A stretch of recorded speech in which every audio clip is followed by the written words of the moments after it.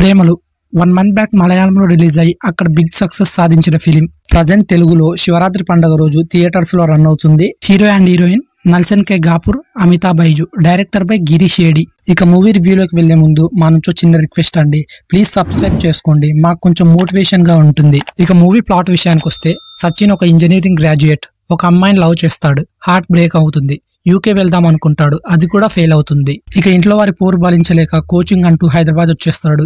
మరోవైపు రీను హైదరాబాద్ లో IT job చేస్తుంటుంది. అసలు సచిన్ రీను ఎలా కలిశారు? రీను కోరుకున్న క్వాలిటీస్ ఒక్కటి కూడా సచిన్ లో లేకపోయినా అతన్ని ఎందుకు అంత ప్రాణంగా ప్రేమిస్తుంది? ఇక వీళ్ళిద్దరి లవ్ స్టోరీ ఎలాంటి మలుపు తీసుకుంటుంది?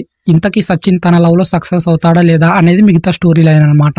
మూవీలో plus points, feel good comedy and love స్టోరీతో వచ్చిన ఈ మూవీలో కొన్ని కామెడీ సీన్స్ చాలా బాగుంటాయి. అండ్ అలాగే ఎమోషనల్ గా సాగే కొన్ని లవ్ సీన్స్ కూడా బెటర్ గా అనిపిస్తాయి. అంతేకాక హీరో అండ్ హీరోయిన్ల మధ్యలో ఉన్న లవ్ ట్రాక్ కానివ్వండి, వారి చుట్టూ ఉన్న క్యారెక్టర్స్ కానివ్వండి, చాలా ఇంట్రెస్టింగ్ గా వెళ్తూ ఉంటుంది. మూవీలో యాక్ట్ చేసిన ప్రతి ఒక్కరి పర్ఫార్మెన్స్ కూడా హిలేరస్ గా ఉంటుంది. ఎస్పెషల్లీ హీరోగా చేసిన అబ్బాయి తన అమాయకమైన ఫేస్ తో అండ్ ఈజీ యాక్టింగ్ తో అందరినీ ఆకట్టుకుంటాడు.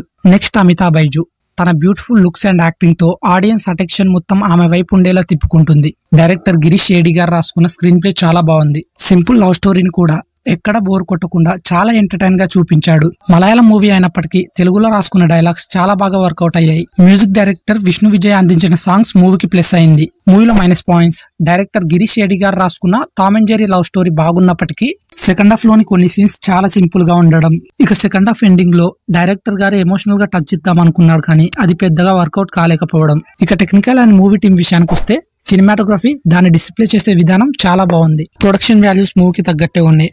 ఓవరాల్ గా మూవీని ఫ్యామిలీతో కలిసి చూడాలా వద్దా అంటే ఖచ్చితంగా చూడొచ్చు. మూవీలో అడల్ట్ కంటెంట్ ఏమీ లేదు. ఇది గాయ్స్ ప్రేమలో మూవీ రివ్యూ కనుక మీకు హెల్ప్ఫుల్ అయితే ప్లీజ్ లైక్ చేయండి. అండ్ ఇలాంటి మోర్ ఇంట్రెస్టింగ్ మూవీ రివ్యూస్ కోసం తప్పకుండా మన ఛానల్ ని సబ్స్క్రైబ్ చేసుకోండి. Do subscribe.